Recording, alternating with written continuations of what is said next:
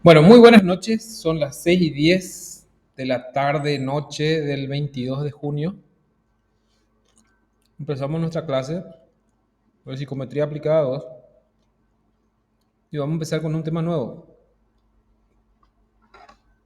El tema es construcción de instrumentos o construcción de escalas psicológicas. Yo estaba pensando hoy que antes de empezar con un tema nuevo, sería muy interesante hacer una especie de inventario de todo lo que ya aprendimos, entre comillas, hasta ahora. Porque a veces no apreciamos el recorrido que hicimos y vemos todo más como una carga antes que como un proceso de descubrimiento, ¿verdad?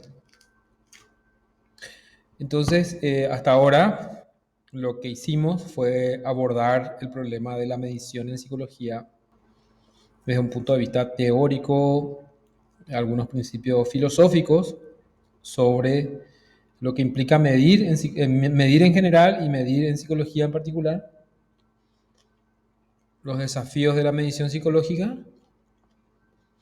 Después vimos la idea de escalamiento,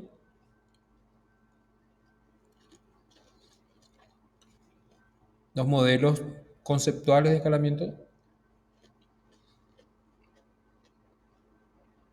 y los modelos teórico-prácticos que inician con el escalamiento psicofísico y luego el escalamiento psicológico, en donde habíamos visto básicamente primero tres modelos: el modelo de Thurston, el modelo de Likert, el modelo de Goodman, y luego repasamos otros modelos que, bueno, amplían un poco la visión acerca de la asignación de valores a atributos psicológicos.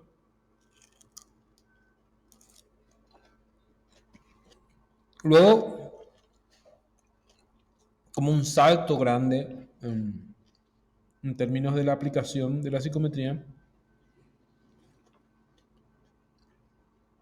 vimos cuáles son los pasos para la adaptación lingüístico-cultural.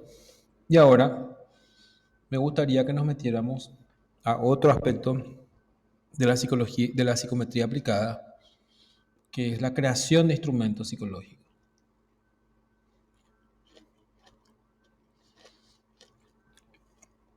Creación, construcción, desarrollo.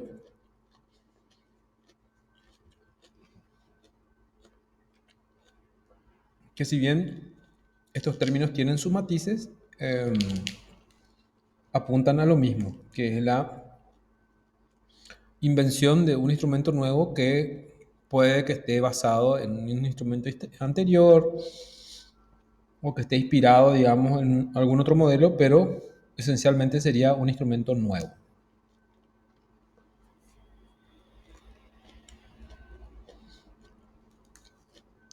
Bueno, empezamos ahí. Voy a compartir pantalla y vamos a arrancar un poco con esto. Discúlpeme, pero estoy comiendo un pedacito de toronja.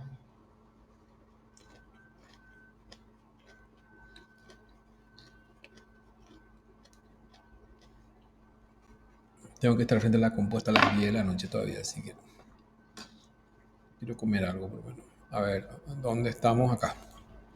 Construcción de escala. Muy bien.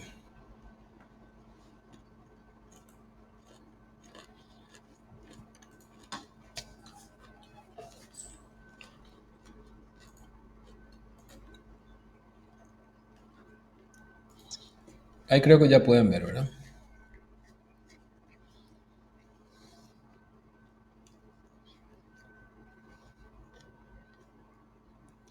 Esto es una Se está cargando. Sí, se está cargando. A mí también me está tardando un poquitito. Esta es una diapositiva que ya tiene sus años. Miren, esto es de julio del 2016. Hice algunas modificaciones en agosto del 2017. Y después ya no la modifiqué más porque estaba pensando en hacer diapositivas completamente distintas, nuevas, empezarlas de cero. Pero eso implica también reorganizar todo el material original desde el cual se realiza el resumen. Y bueno, siempre que empiezo, al final eso queda por el camino, ¿verdad? Pero básicamente contiene todo, tiene muchísimos ejemplos, creo que es un material bastante útil y se fue construyendo. Esta diapositiva tuvo como 10 años por ahí de evolución de cursos anteriores que parcialmente se desarrollaban. Yo escribí una especie de libro que al principio estaba muy entusiasmado, pero después me decepcionó un poco y abandoné el proyecto. Pero vamos a usar parte de ese libro para la lectura de esta parte del programa, todo lo que tiene que ver con construcción de instrumentos. Hay varios otros libros, pero hay muy pocos en español que abordan el tema de construcción de escala.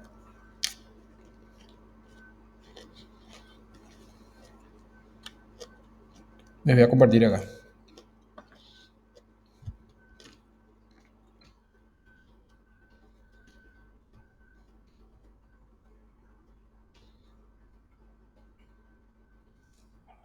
Terminando mi...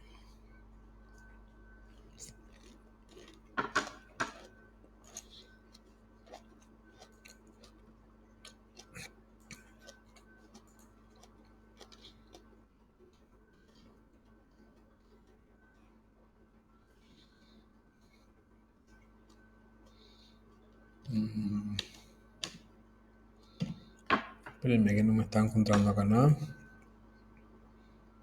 A ver, ¿dónde está?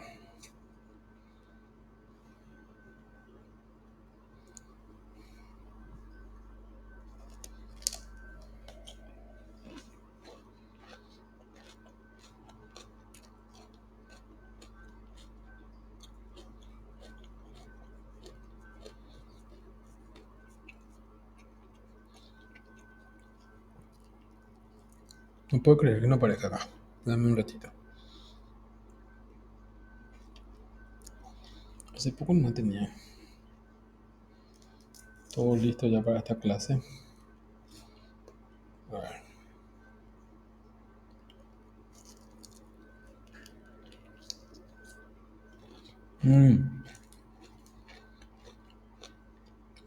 Ya sé, le cambié el nombre.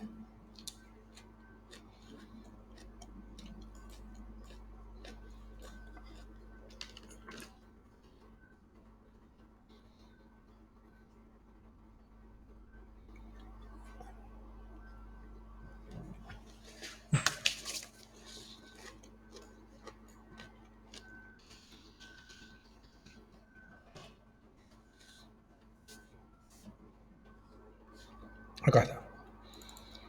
Bueno, voy a compartir esta pestaña. Bueno, ahora ya empezamos. Ya voy a dejar de masticar, discúlpenme. Ya arrancamos. Bueno, entonces, voy a ver si se ve el material. Sí, este es un material que quedó ahí inconcluso. Construcción de escalas. Hay una persona de la cual ya les había hablado en casa. Me considero un amigo, ya falleció en la época de pandemia. El doctor Oscar Serafini, que me había cuestionado un poco el título por la idea de que el escalamiento no es lo mismo que construir inventarios o cuestionarios, ¿verdad? Entonces, habría que enfatizar un poco más sobre el concepto de escala y los distintos modelos de escalas, o de lo contrario, modificar el título, ¿verdad? Entonces son orientaciones metodológicas para la construcción de ahí la palabra escalas todavía me sigue molestando un poco. Pero bueno, terminé esto en el 2017, estaba bastante entusiasmado, pero me di cuenta que faltaban 6 temas que desarrollar completamente, que bueno, ahora tendría que volver a revisar todo. Pero para los fines de esta clase abarca todo el contenido de lo que se necesita para construir un instrumento nuevo, ¿verdad? Y bueno, aquí empieza la diapositiva que les abría hace rato. Está basada en esta primera parte que se llama una vista rápida al proceso de construcción, que elaboré un resumen que resume absolutamente todo el proceso y luego, bueno, hay un desarrollo más extenso. Por un lado, la delimitación y especificaciones, la preparación de los reactivos, la primera prueba de instrumento, la consulta a jueces, los índices cuantitativos para evaluar el acuerdo de jueces, el ensayo de la prueba y la selección de ítems, y la prueba final y el análisis de calidad, más las normas de interpretación, elaboración de baremos, etc.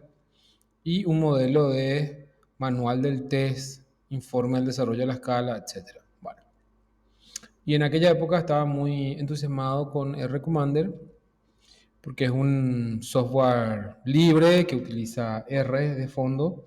Pero bueno, después más tarde me encontré con Jamovi y Hask y abandoné por completo el uso y el instar al uso de R-Commander y me cambié a Jamovi directamente. Porque Jamovi incluye unos módulos de análisis de la teoría de respuesta a los ítems, principalmente por eso. Y además, bueno, su estética, su facilidad, su rapidez, etcétera, programa espectacular. Entonces, si yo revisara este trabajo, lo primero que haría, o sea, una de las cosas más importantes sería sustituir todos los análisis por de R-Commander por Jamovi. Bueno, y entonces lo que vamos a ver en la diapositiva es un recorrido por esta primera parte que dice una vista rápida. Ay, miro todo esto y ya me duele la espalda de todo lo mucho que me costó terminar. Bueno, no importa, no. Hay emociones que hay que enterrarlas, ¿no? Bueno, miren, en este apartado que dice una vista rápida al proceso de construcción de escalas, aquí se condensa todo el proceso en realidad, ¿verdad? Y sobre este apartado se fueron organizando estas diapositivas, que son las que vamos a ver hoy. Pero ustedes tienen todas las referencias completas bueno, el libro que está ahí disponible para descargar en la plataforma, pero también todas las referencias bibliográficas de las fuentes que utilicé para redactar cada capítulo. Y claro, hay muchas cosas que se pueden refutar, discutir, etcétera, pero básicamente nosotros abordaríamos el tema de construcción de escalas en función a este material, ¿sí? Bueno, entonces exploremos esta vista esquemática del proceso de... Espérenme un ratito, aquí no me deja ampliar. Entonces vamos a tener que ir acá a este otro archivo y vamos a tener que ampliar acá para poder ver todo el proceso. Bueno, aquí les voy a compartir. Bueno, yo elaboré una especie de flujograma del proceso de construcción de escalas que inicia, voy a agrandar un poco más, creo que ya se me fue, ahí está, que inicia con la necesidad de crear un instrumento. El paso siguiente es el de especificaciones de la prueba, aquí está la página en la que se desarrolla ese tema. Las especificaciones de la prueba conducen a la definición conceptual del constructo. Luego de la definición conceptual del constructo pasamos a la definición operacional del constructo. La definición operacional del constructo implica o está relacionado con las conductas representativas del constructo, es decir, cómo se hace visible ese conjunto de conductas. Eh, Conductas está utilizado en un término muy amplio, genérico, porque pueden ser conductas abiertas o conductas encubiertas. Estamos hablando de actos propiamente, pero también de pensamientos, actitudes, etcétera, que representan cada definición del constructo, y eso es lo que nos va a conducir a poder redactar los reactivos. Yo creo que esto ya había hablado en clase. Generalmente cuando nos disponemos a, o sea, nos enfrentamos a la tarea de tener que elaborar un instrumento, habitualmente saltamos directamente a la redacción de reactivos, suponiendo que, bueno, la tarea básicamente de construir un instrumento consiste en escribir los reactivos, las preguntas, las afirmaciones, etc.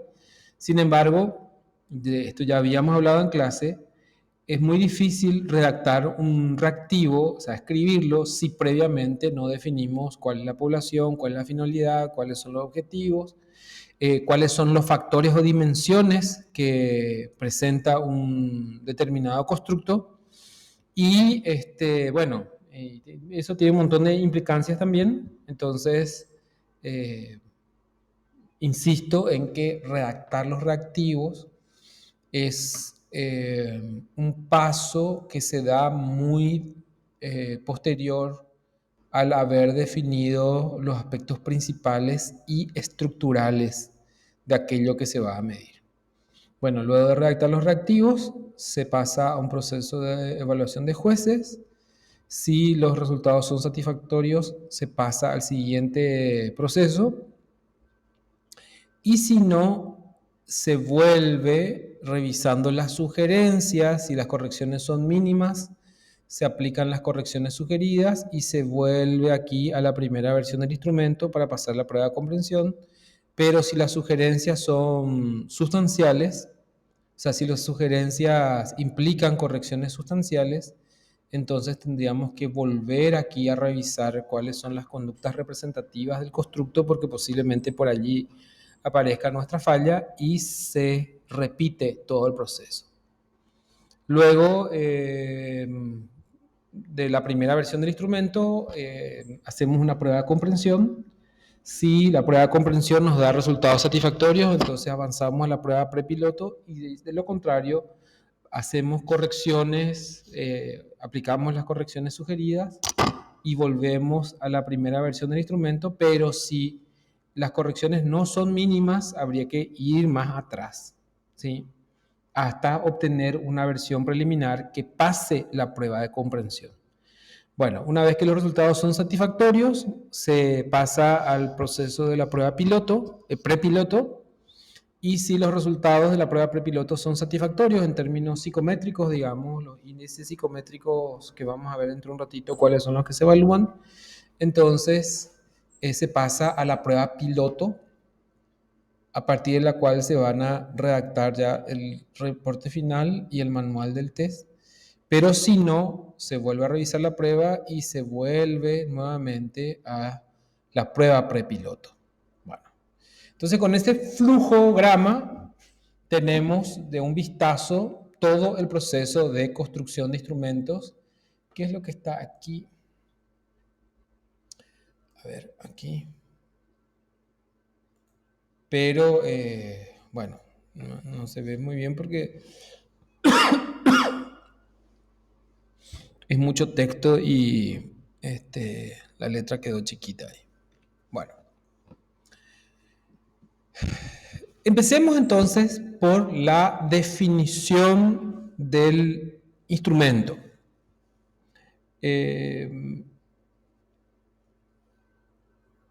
Lo primero que tendríamos que definir es el objeto y la finalidad de la evaluación que queremos llevar adelante.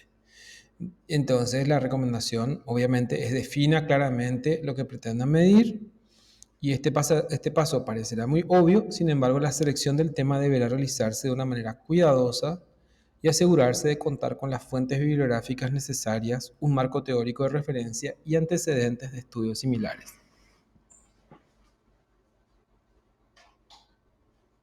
Em, a mí a veces me cuesta un poco defender, o ¿cómo decirles? Sostener eh, esta idea de que cualquier proyecto que pretenda ser científico necesita apoyarse en marcos teóricos de referencia y antecedentes de estudios similares. O sea, nosotros no podríamos, o sea, no deberíamos en todo caso ignorar por completo los desarrollos anteriores, los trabajos que se hicieron, porque hay un montón de experiencia de gente probablemente más inteligente que nosotros, con más experiencia, con una mejor visión, que ya intentó lo mismo y que puede, a partir de lo que publica, a partir de lo que comparte, ayudarnos a avanzar un poco más allá de lo que ya se hizo o de lo que ya se probó y de lo que ya se sabe que funcionó o por lo menos de aquello que ya se sabe que no funciona para no repetir los mismos pasos, ¿verdad? Y yo veo que siempre hay excusas, porque son excusas en realidad, para no apoyarse en una revisión sistemática y completa de la bibliografía para poder avanzar sobre pasos, o sea, con paso firme sobre lo que uno está buscando medir. Uno podría tomar temas como, qué sé yo, burnout, o depresión, o ansiedad, o quizá alguna otra construcción que tal vez ya está como muy estudiado, uno ya sabe más o menos cuál es el esquema que habitualmente se utiliza, pero ese justamente puede ser el error, basarse en los esquemas que habitualmente se utilizan sin revisar la bibliografía, sin ser críticos a los avances recientes, modernos, a los resultados de estudios psicométricos, de factores que a lo mejor antes se consideraban independientes, pero ahora forman parte de una misma dimensión, o por el contrario, el que se hayan descubierto desmembramientos o bifurcaciones de dimensiones que estaban integradas anteriormente, o análisis factoriales que permitieron la identificación de subfactores dentro de cada dimensión que ya se conocía, por ejemplo. Entonces es muy importante hacer una revisión completa de los antecedentes y del marco teórico de aquel constructo que se decidió este, evaluar, o sea, para el cual estamos intentando desarrollar un instrumento de evaluación. Después dice, establezca con claridad cuáles son los objetivos de la prueba, considerando que esta definición puede condicionar los requerimientos de calidad psicométrica para valorar la prueba. Por ejemplo, no es lo mismo desarrollar un instrumento para investigación que para diagnóstico o para selección o para clasificación. Entonces, cada finalidad va a condicionar las exigencias psicométricas del instrumento. Por ejemplo, un instrumento para diagnóstico habitualmente tiene que ser más exigente que un instrumento de investigación. Si queremos diagnosticar, tendríamos que tener niveles de confiabilidad de 0,85 a 90, que es lo que plantean algunos autores, y para investigación sería eh, aceptable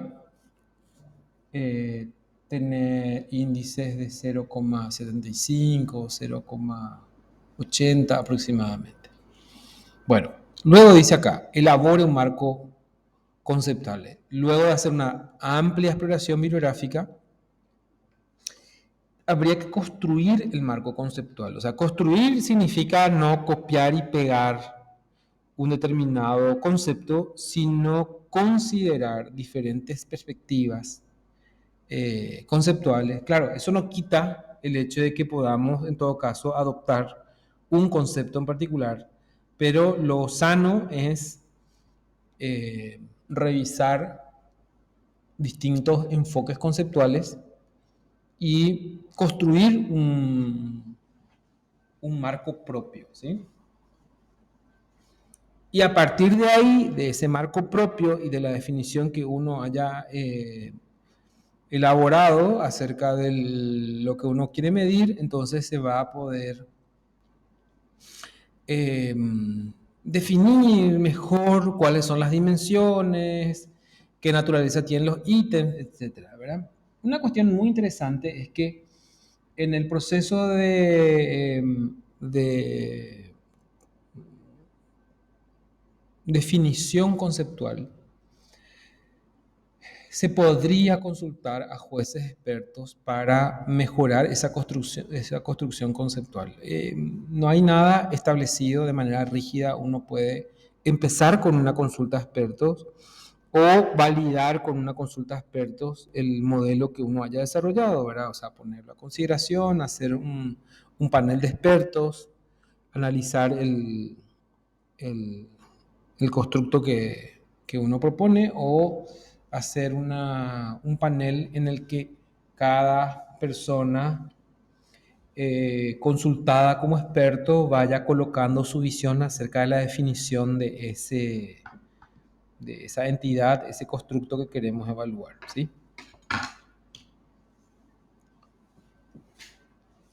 Y luego vamos a la operacionalización. Aquí suele haber cierta confusión porque cuando estudiamos investigación, nosotros solemos definir, a ver, vamos a ver si están ahí atentes. ¿Cómo se define la operacionalización de una variable?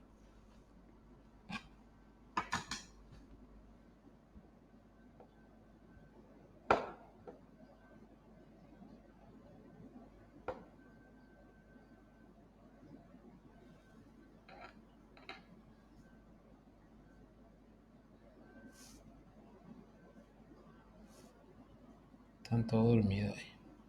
A ver, ¿cómo se define operacionalmente una variable?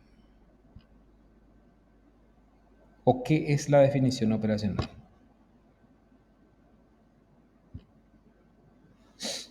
Bueno, vamos a ver. Profe, Sí, adelante. ¿sería convertir el constructo a una forma medible o no? Sí, exacto, exacto. Lo que solemos plantear es que, bueno, en realidad Kellinger utiliza otra idea, ¿verdad? Kellinger plantea que una variable puede ser medible o manipulable.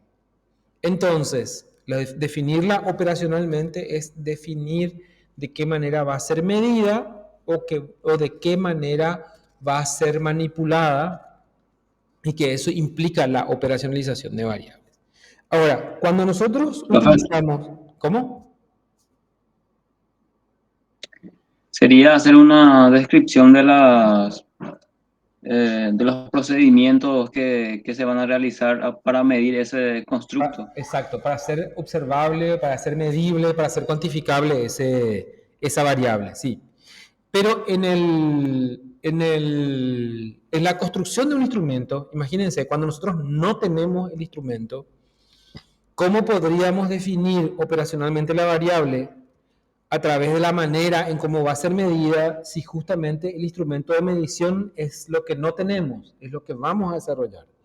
Entonces, aquí aparece otra idea de operacionalización, ¿sí? Y operacionalizar un constructo implica concentrarse en esas manifestaciones observables de esa variable que estamos señalando y al mismo tiempo identificar cuáles son las dimensiones y factores que forman parte de ese constructo o de esa variable que estamos queriendo medir, ¿verdad? Vamos a suponer que estamos trabajando con el constructo voy a tomar una que es más fácil, de ansiedad. Las respuestas de ansiedad tienen un elemento fisiológico, tienen un elemento cognitivo y tienen un elemento emocional, ¿sí? Entonces, lo que estamos ahí indicando es que cuando nosotros evaluemos ansiedad con nuestro instrumento, al definir estas 3 dimensiones, quiere decir que vamos a redactar ítems que evalúen lo fisiológico, lo cognitivo y lo emocional. A eso se refiere, ¿sí? Si además nosotros queremos establecer contextos específicos en los que se manifiesta la ansiedad frente a otras personas, ansiedad ante una situación inquietante o ante la posibilidad de castigo o de reproche o de haberse equivocado, etcétera, eso va a ir configurando cuáles son los elementos que participan de la medición. Es decir, los factores, dimensiones y contextos van a sumarse a la operacionalización, es decir, de qué manera finalmente vamos a medir o vamos a hacer visible aquello que queremos medir en algún momento más adelante, ¿sí? Y acá es importante, yo les había adelantado que íbamos a revisar la teoría de facetas de Goodman. Goodman, el que creó el escalamiento de Goodman, también es el padre de una teoría, de un enfoque teórico que se conoce como teoría de facetas. Y la teoría de facetas es también un enfoque epistemológico, es decir, es una manera de comprender la ciencia y de practicar la ciencia. Y este enfoque plantea, o sea, yo, gracias al doctor Serafini, del que le hablé también hace rato, incorporé la visión de la teoría de facetas para mejorar el proceso de construcción de escalas en cuanto a lo siguiente. Miren, una definición operacional, esto ya es desde la visión de teoría de facetas, ¿sí? La definición operacional, como le afirma Dancer, a diferencia de algunos otros componentes de la investigación científica, no requieren de prueba. ¿Qué significa eso? Que las definiciones en general son construcciones arbitrarias. Creo que dice eso. En consecuencia, las definiciones son en cierto modo arbitrarias. Dado su carácter arbitrario, una pregunta importante que necesita ser abordada es qué propiedades deben caracterizar a una definición con el fin de que sea útil a la comunidad científica, útil para facilitar la investigación empírica y útil para promover resultados acumulativos, que esta es la discusión más importante. Fíjense que construir un instrumento no es una empresa imposible, tampoco es difícil, pero tampoco es una cuestión simplísima y sencilla. Porque la pregunta que nosotros tenemos que hacernos es, esa definición que hacemos de un determinado constructo, de una determinada variable, ¿hasta qué punto define las propiedades de aquello que queremos medir? ¿Hasta qué punto es útil para la comunidad científica y hasta qué punto es útil para promover investigaciones que acumulen el conocimiento y puedan ir estableciendo una base para generar teoría al respecto, ¿sí? Una definición operacional parte aquí de qué es una definición. En primer lugar, una definición es un acto arbitrario. Y Goodman había sostenido que con el fin de promover la investigación científica rigurosa, los conceptos científicos se deben definir en términos de observaciones empíricas o de operaciones en datos empíricos y que en la medida en que no se consiga una definición con correspondencia empírica, esta no sería útil para la ciencia, eso sigue diciendo ahí Dancer, ¿verdad? En la cita anterior, ¿verdad?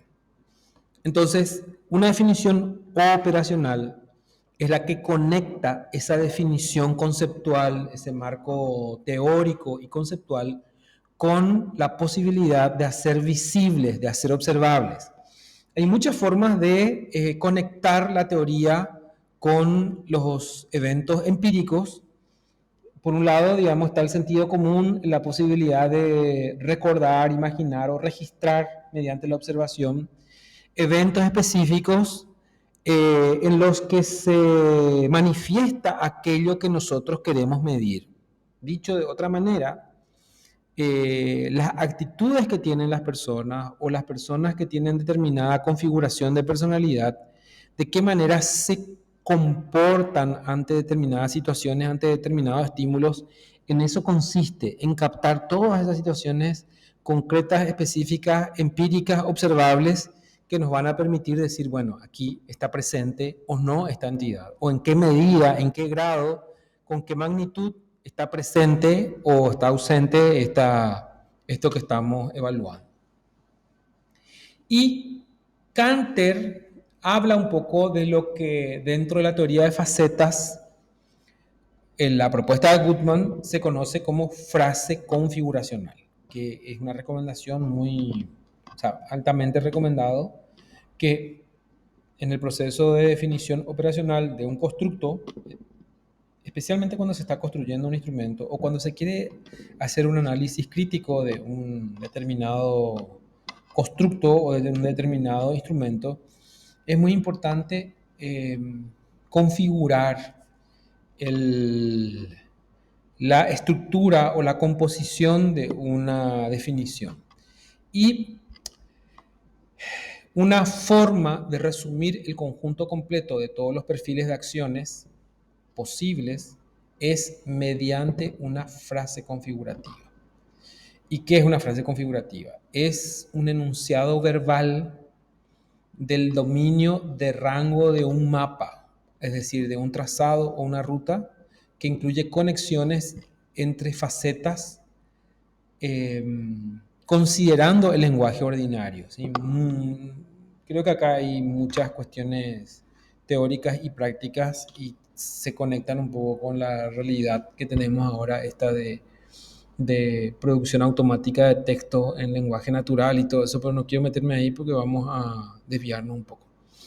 Y la frase configurativa es un aporte específico en la teoría de facetas de Goodman y se construye a partir de la combinación de la faceta P, que son las características de las personas, la faceta C, que es el componente de contenido, y la faceta R, o rango de respuestas. Y aquí tengo algunos ejemplos para no perdernos en la abstracción completa y absoluta. Aquí en la diapositiva les dejé modelos de la teoría de facetas. Vamos a ver. No, voy a pasarme todas estas definiciones y vamos a un ejemplo, ¿sí? Dice, en total se distinguen 3 tipos de facetas. La primera que se refiere a la población, la segunda que se refiere al contenido y la tercera que se refiere al rango de respuestas o reacciones o respuestas, ¿sí? Bueno, a ver, vamos a ver. Ejemplos de la frase configurativa o configuracional. Esto está tomado de Bilski. Bilski es un alemán que estuvo por aquí cerca, estuvo trabajando en Brasil, estuvo trabajando en México, y de hecho que mi primer contacto con la teoría de facetas en español fue a través de un trabajo publicado por Bilski. Y este señor, bueno, ahí en donde escribió la teoría de facetas, informaciones básicas de aplicaciones paradigmáticas, plantea este modelo de frase configuracional, en donde lo que se busca es componer una definición, pero que contenga a su vez el conjunto de elementos posibles dentro de aquel aspecto que varía. A ver, no vamos a liar demasiado. Vamos a mirar acá qué dice. La persona X, y ahí ya especifica la faceta P de la población, ¿sí? La persona X quiere decir cualquier persona. La persona, en vez de la faceta P, podría ser el conjunto de estudiantes, el conjunto de personas que viven en una determinada región entre tal y tal edad, o tal X condición, pero en este caso no hay tal especificación porque se refiere a cualquier persona, a cualquier sujeto. Dice acá que la persona X indica el motivo. Estamos hablando de motivación prosocial. ¿Y cuál es su motivo? Los motivos pueden ser el interés en el otro, el interés en la tarea, la conformidad, el hedonismo o el interés en sí mismo, claro que esas opciones, digamos, o esos elementos que forman el motivo estándar, ¿sí? Porque ahí se indica que el motivo estándar, o sea, su motivo estándar, eso se tiene que basar en una revisión teórica, es decir, varias teorías nos permiten establecer que el motivo estándar suele girar en torno a un interés real y genuino en el otro, un interés en la tarea misma, es decir, me interesa esa tarea, por eso le ayudo a la otra persona, eh, me conformo, o sea, me adecuo a la influencia del ambiente o no, el hedonismo, el simplemente sentirme buena persona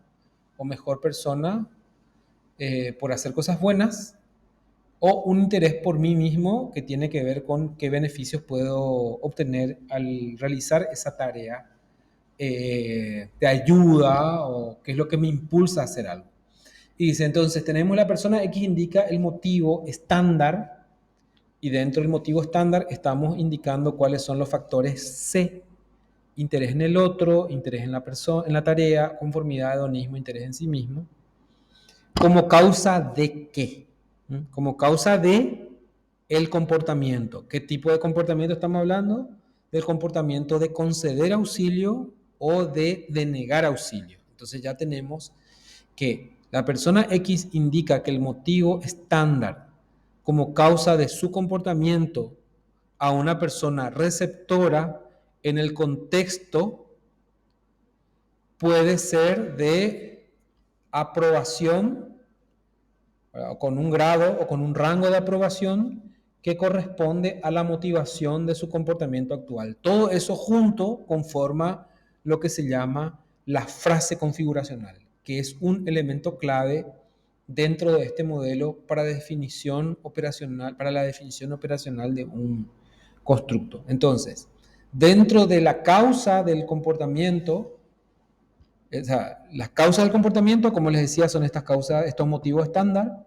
Los comportamientos son conceder o denegar auxilio a una persona y ahí aparece el diseño que se está planteando a una persona más joven, de la misma edad o mayor, que es el receptor de la ayuda, en un contexto, y aquí plantea que los contextos pueden ser que la rutina diaria, el trabajo artesanal, el trabajo de la casa, el examen, los deberes escolares y otro. Bueno, puede que ustedes en este momento estén diciendo de qué mierda me está hablando este profesor. Yo no entiendo nada. Estoy ahí con el mapa configuracional que no sé qué cosa bla. Bueno, el mapa configuracional planteado de esta manera hace que podamos derivar de aquí todos los ítems necesarios para medir, por ejemplo, en este caso es medir motivación prosocial. O sea, ¿cómo mido motivación prosocial?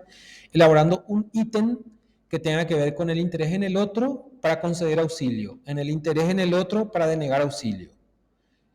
Cuando la persona es más joven, cuando es de la misma edad, cuando es mayor, en la rutina diaria, en el trabajo artesanal, en el trabajo de la casa, en el examen, en los deberes escolares, en otro, en donde la persona manifiesta que absolutamente no concedería auxilio, improbablemente, posiblemente, probablemente o con certeza concedería auxilio, ¿verdad? Entonces, o denegaría auxilio, porque ahí están las dos condiciones. Esta construcción de la definición de lo que queremos medir nos va a permitir después estructurar la cantidad de ítems. Bueno, vamos a ver, ahí alguien me dijo algo.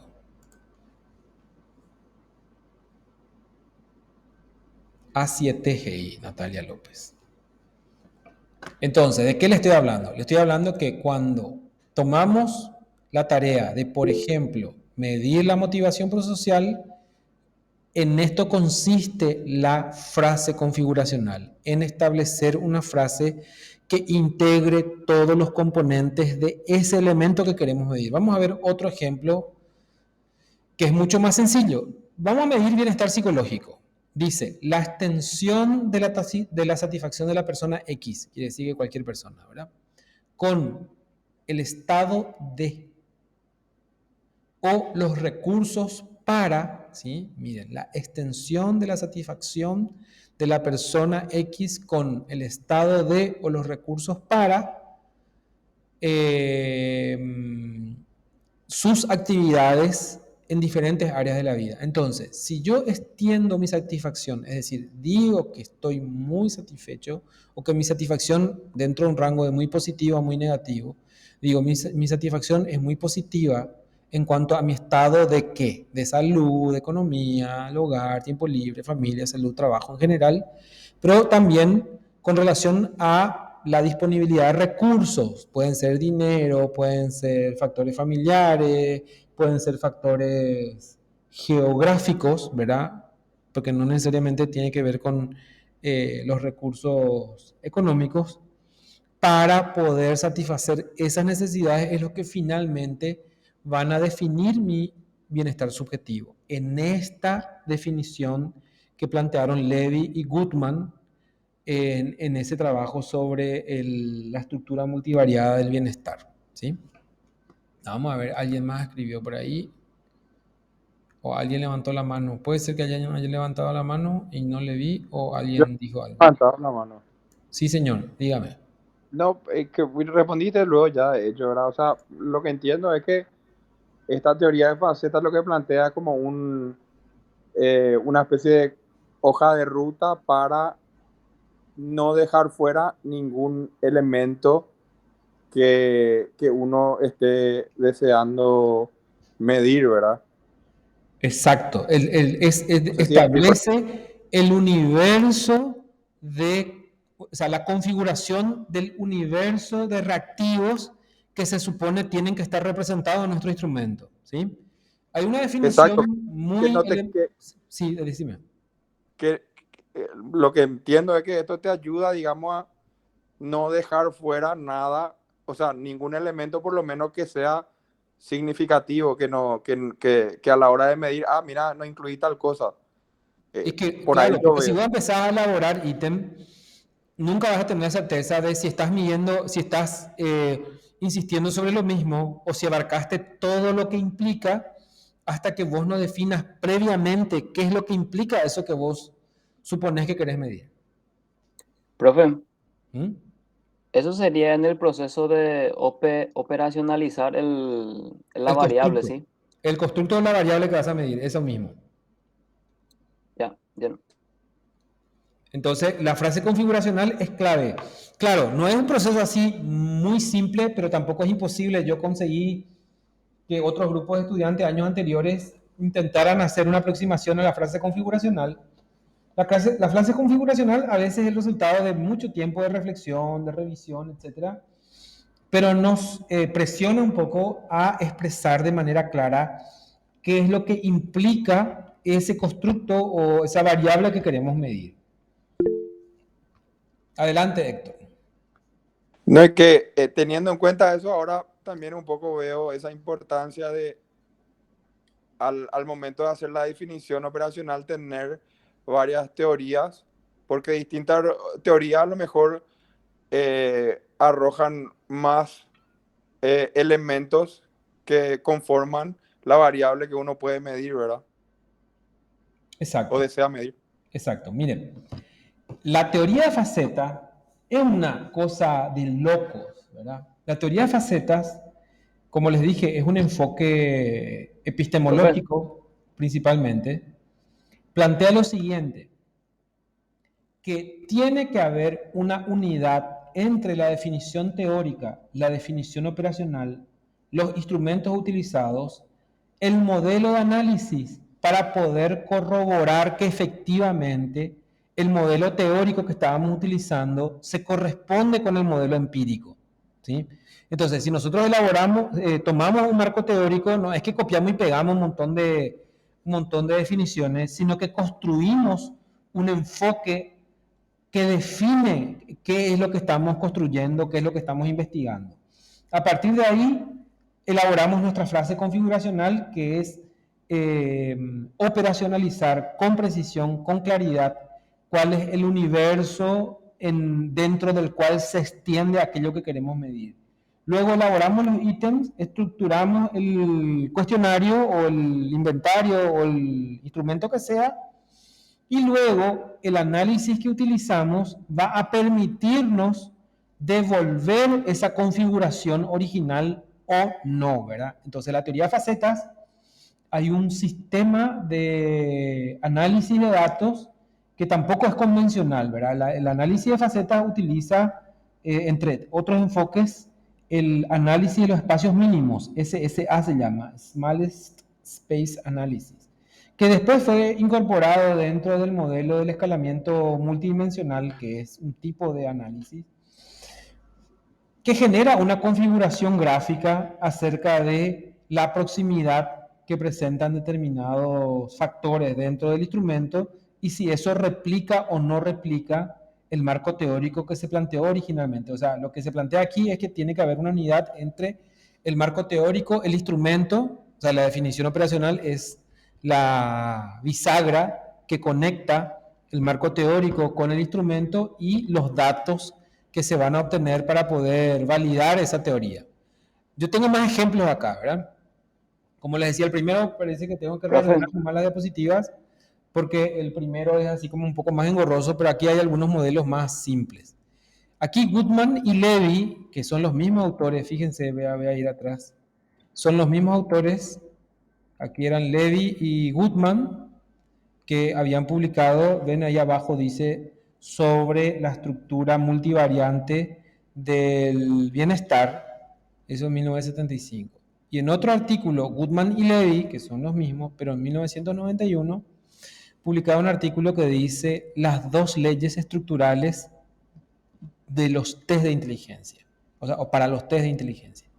Y lo que ellos planteaban es que el test Wechsler de inteligencia para niños se puede definir de la manera siguiente. La corrección de la respuesta de testeo X a la tarea que corresponde a una regla, y las reglas que están implicadas son de inferencia, aplicación y aprendizaje, a través de la expresión oral, a través de la manipulación manual o a través del uso de papel y lápiz, sobre un ítem presentado oralmente por el evaluador en formato que sea verbal, que sea numérico o que sea geométrico y que se responde en un grado de corrección y puede ser un elevado nivel de corrección o un bajo nivel de corrección. Eso es lo que caracteriza a las respuestas en una tarea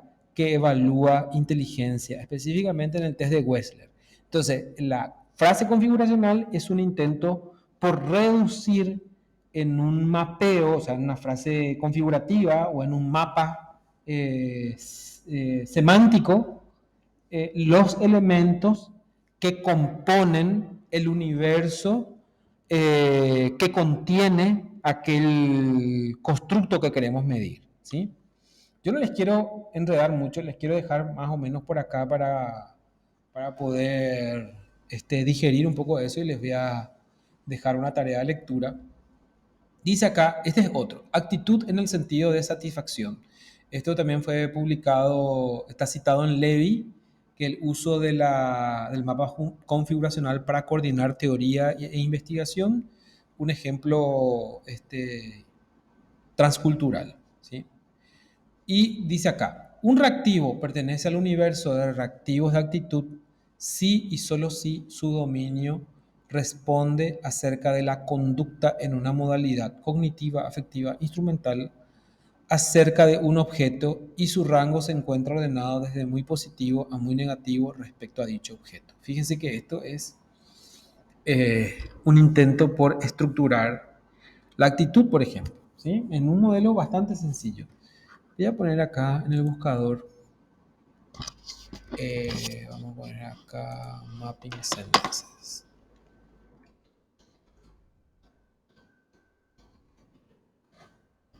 En español no hay casi nada. Hay un artículo de... A ver... Vamos a ver. Acá, sí, miren, ahí se me perdió. Este es uno de los artículos más citados. Creo que no es un artículo... ahí vamos a ver. una introducción sobre sobre el uso del mapping sentences. Después aquí en el mismo libro, no es un libro, vamos a ver si es un artículo, hay ejemplos. Vamos a ver qué dice acá. Dice acá una introducción al uso del mapping sentences. Es un libro, ¿no? Vamos a ver si se puede conseguir acá. Cuesta $54 en formato EPUB o PDF. Aquí está, una introducción al uso de la frase configuracional. Fíjense que este señor Hackett escribió varios libros. Hay otro libro que se titula La teoría de facetas y la frase configuracional o mapping sentences. Y hay como un grupo que está impulsando todo lo que tiene que ver con la teoría de facetas, que es muy, muy interesante, sobre todo porque tienen este enfoque más dedicado al tema de la definición, tanto conceptual como operacional, que no le prestan demasiado cuidado otras perspectivas, ¿sí? Les voy a dejar Profe, sí, dígame, señor. este, este análisis de facetas o ruta, así como lo llamó Sí, Héctor, eh, podría plantear que la definición operacional y la definición conceptual es interdependiente. exacto, así mismo luego es. O sea, si podría plantear también tu definición operacional para volver a replantear tu definición conceptual, ¿sí? Exacto, el tema es que vamos a suponer que vos construiste, por decir así, una definición conceptual, ¿verdad? Pero si esa definición conceptual, al intentar operacionalizarla, vos te das cuenta que hay factores que tendrías que incorporar, que tendrías que incluir, entonces eso te obliga otra vez a revisar tu concepto, tu definición conceptual. Y al mismo tiempo, si tu definición conceptual, al convertir en definición operacional, no podés bajar, digamos, a la parte empírica algunas partes de ese concepto, quiere decir que algo hay que ajustar. Porque si vos definís conceptualmente algo que no se puede medir, quiere decir que está mal planteado. En la, en la adaptación de los test, esto podría ser también muy importante para la eficacia del test que estamos adaptando. Totalmente. De hecho que por eso les estoy mostrando aquí. Yo pasé un poco rápido sobre la adaptación lingüística cultural de los instrumentos para que conozcan el proceso completo. Pero para mí, en este capítulo que tiene que ver con la construcción de instrumentos, es donde nos detenemos un poco a ver cómo se supone que vamos a hacer el trabajo, ¿verdad? Entonces yo les invitaría, no me animo a exigirles porque lleva mucho tiempo, pero les invitaría a que hagan una revisión importante acerca del marco teórico, conceptual, de lo que van a medir y ver un poco si es posible construir una frase configuracional que contenga todas las dimensiones que van a representar los ítems del instrumento que ustedes están tomando. No siempre esa definición configuracional. Espérenme un ratito, a ver.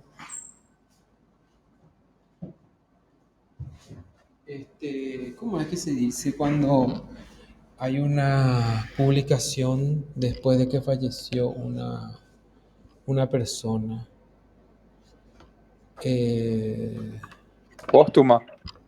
Una publicación póstuma. Esta es una publicación póstuma. Vamos a ver si me ven ahí. Del doctor Oscar Serafini, del que les hablé varias veces ya, ¿verdad? Me tocó ir al lanzamiento del libro, pero fue muy, muy emotivo porque hacía, no sé si 6 meses o un año de que había fallecido el doctor. Y él publicó, posiblemente es la única persona que entendía sobre este tema, había publicado un artículo en una revista sobre educación En algún momento, yo tengo por ahí la copia de esa publicación, pero después se publicó un libro que se trabajó con él, ¿verdad? Lastimosamente cayó enfermo y ya no pudo ver la versión final. Y aquí plantea, a ver un poco, aportes teóricos y metodológicos de Oscar Serafini a la educación política del Paraguay. Y acá está. El primer trabajo que está publicado aquí, bueno, está primero en la presentación, la introducción, la entrevista, dice la calidad de la educación superior, una aproximación estructural que permite la aplicación simultánea de criterios de calidad. Él estaba muy empapado con esto porque él estuvo en Portugal trabajando un tiempo, o sea, no conozco los detalles de su historia, pero él conoció personalmente a Goodman, trabajó con Goodman, de hecho que él había desarrollado unos índices que permitían evaluar la similitud configuracional de dos o más perfiles de datos y bueno, entendía muy bien, ¿verdad? Yo tuve una oportunidad muy corta de participar de un par de conferencias, nos hicimos amigos, me fui un par de veces a conversar personalmente con él y yo le planteaba preguntas, inquietudes que tenía con relación a por qué no tuvo mucho éxito, o sea, el mismo éxito la teoría de facetas como otras, considerando que plantea una base epistemológica bastante más sólida, ¿verdad? Y él decía, bueno, no, como no era norteamericano, no era muy apuesto y además era un pirebaí de novela, no vale ahí sentirse identificado, digo, por mí, ¿verdad? Eh, por eso probablemente no tuvo tanta popularidad.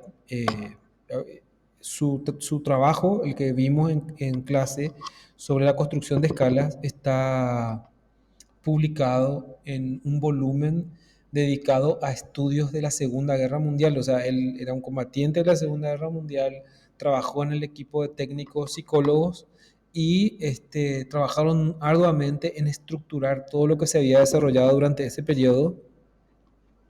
Bueno, un montón de cosas muy interesantes, ¿verdad? Y su obsesión era esa integración entre la definición conceptual, la definición operacional, la construcción de instrumentos y el análisis de los datos.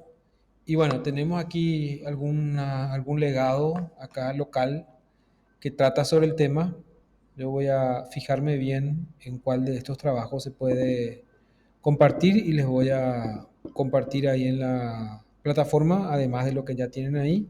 Creo que el artículo de Serafini, el original, o sea, el anterior que les había dicho que se publicó en el 91, donde habla sobre frases configuracionales, creo que está luego en la plataforma. Héctor, vos querías decir algo. Profe, había planteado si tu definición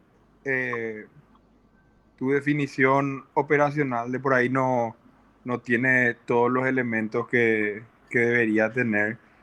Habría que revisar otra vez, ¿verdad? Y yo me pregunto más, ¿y no puede darse el caso que tal vez el problema esté en tu base teórica luego de hecho y no solamente... Sí, totalmente. Y eso implicaría que vos tengas que o cambiar tu base teórica o combinar a lo mejor con otra, ¿verdad? No sé cómo sería ahí el proceso. Claro, ahí claro que nosotros a ver, tengo que colocarme en un punto medio entre los que son más exigentes con su trabajo y los que no quieren complicarse demasiado, ¿verdad?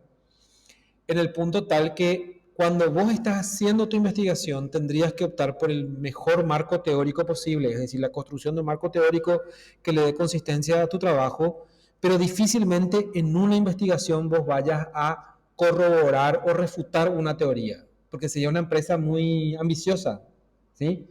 Generalmente eso que vos estás planteando suele ser el trabajo de años de una persona que está construyendo teóricamente algo, entonces va buscando corroboración empírica de sus suposiciones o experimentos mentales o experimentos reales que vayan confirmando que esa teoría ayuda a explicar mejor el fenómeno que se está planteando, pero efectivamente lo que plantea la teoría de facetas es esa búsqueda, es decir, ese objetivo como objetivo esencial de la ciencia, o de cualquier ciencia, no de la ciencia psicológica solamente.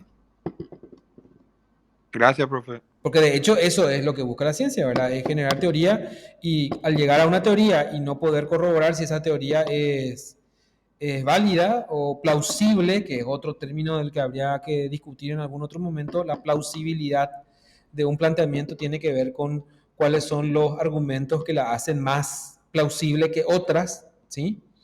Y ahí está, digamos, toda la ingeniería de construcción de instrumentos que permitan demostrar o,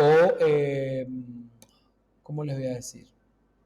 Dar el aporte empírico que se necesita para inclinarse hacia la plausibilidad de una teoría o de una hipótesis o de otra, ¿sí? Bueno, entonces entramos ahí en un terreno un poco abstracto, pero fíjense que no hay que perder de vista acá la cosa. Nosotros empezamos con el proceso de construcción de instrumentos. Voy a volver acá para que no nos perdamos, ¿sí? El proceso de construcción de instrumentos. Vamos a ver acá, volver al inicio de la presentación, volver al inicio de teoría de facetas, continuar con la lectura. Dice, vamos a ver acá. Si le doy continuar con la lectura, ¿a dónde me lleva? Porque no me acuerdo más cómo había hecho estos saltos. Ahí está. Muy bien. Entonces, llegamos hasta la frase configurativa. Ahora, lo que nos quedaría es la tabla de especificaciones, que eso vamos a dejarlo para la clase que viene. Yo les voy a dejar en la plataforma un ejercicio, pero más que nada es de lectura, de retomar un poco, de reflexionar un poco lo que vimos hasta ahora, pero no, insisto, no tenemos que perder de vista qué es lo que estamos haciendo. Nosotros estamos en la unidad sobre esto, construcción de escala psicológica o construcción de instrumentos de evaluación psicológica, que podríamos precisarlos mejor allí, ¿verdad? Y en este capítulo o en esta unidad lo que vamos a ver es, lo que vamos a hacer es un recorrido completo por este flujograma que ya les había adelantado, y en esta parte de definir conceptualmente los constructos tenemos una parte intermedia que es la definición operacional, y ahí entramos un poco en esta parte teórica de qué es lo que implica la definición operacional, es decir, convertir en operaciones esa definición teórica, pero de una manera tal que contenga todo el universo que se supone queremos representar mediante nuestros ítems, ¿verdad? Voy a plantear una definición que puede sonar un poco abstracta, pero yo creo que van a poder reflexionar sobre eso, y vamos a volver sobre esta definición que les planteo, que es lo siguiente. Un instrumento, una escala, un inventario, un cuestionario, un test, digamos, es una muestra finita de ítems. ¿Qué significa eso? Es un conjunto de ítems específico, una cantidad, 20, 21, 40, 50, 200, 300, no importa, pero que se supone son representativos de un universo potencialmente infinito de ítems. Es decir, hay infinitas maneras de preguntar acerca de si una persona se siente estresada, se siente ansiosa, de si tiene bienestar o no. O sea, eso es infinito, digamos. Hay distintas maneras de formular eso. Pero cuando nosotros organizamos la frase configuracional, lo que hacemos es establecer un límite acerca de cuáles son los ámbitos que queremos representar al formular los ítems, y tenemos como un camino más corto para poder redactar ítems específicos. Siempre va a ser una muestra de una cantidad infinita de posibles ítems que podríamos formular, pero estos infinitos ítems tienen que, ¿cómo le voy a decir?, delimitarse, circunscribirse, acotarse, referirse a esa frase que elaboramos de la mejor manera posible. ¿Y quién nos valida eso? Y nadie, porque ya les dije que una definición es arbitrario, en parte es arbitrario, no se puede corroborar la validez o no de una definición sino simplemente apuntar a la utilidad científica de esa definición y la posibilidad de acumulación de conocimiento a partir de esa definición que hagamos. Y ahí vemos que hay un compromiso muy importante entre construir un instrumento y acumular teoría o sea, no acumular teoría, crear teorías, validar teorías y acumular evidencia empírica en favor o en contra de una determinada teoría, ¿sí? Porque el instrumento es el que nos va a permitir aproximarnos a si esa teoría es útil o no es útil. Bueno, espero no haberles arruinado el jueves con tanta densidad. Espero que el jueves que viene podamos abordar temas relacionados con una especie de repaso de lo que va a ingresar el examen. Yo me comprometo y prometo cumplir eso de que para el jueves vamos a tener por lo menos 2 o 3 quizzes muy bien diferenciados sobre cada unidad que va a ingresar al examen.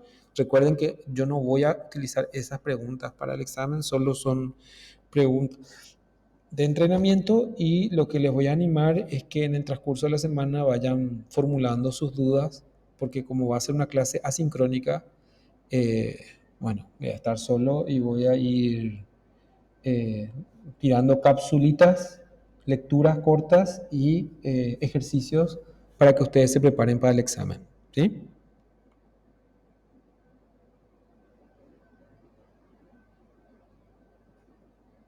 Bueno, Dale, profe.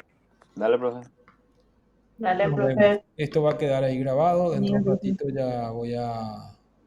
Pero no hay ningún comentario, ninguna pregunta, nada. Saquen la pepena y se deje. profe. Estoy procesando la información todavía. Sí, yo también, profe. Siempre dicen eso, pero les pregunto algo específico y no me van a responder. No, pero esta vez sí es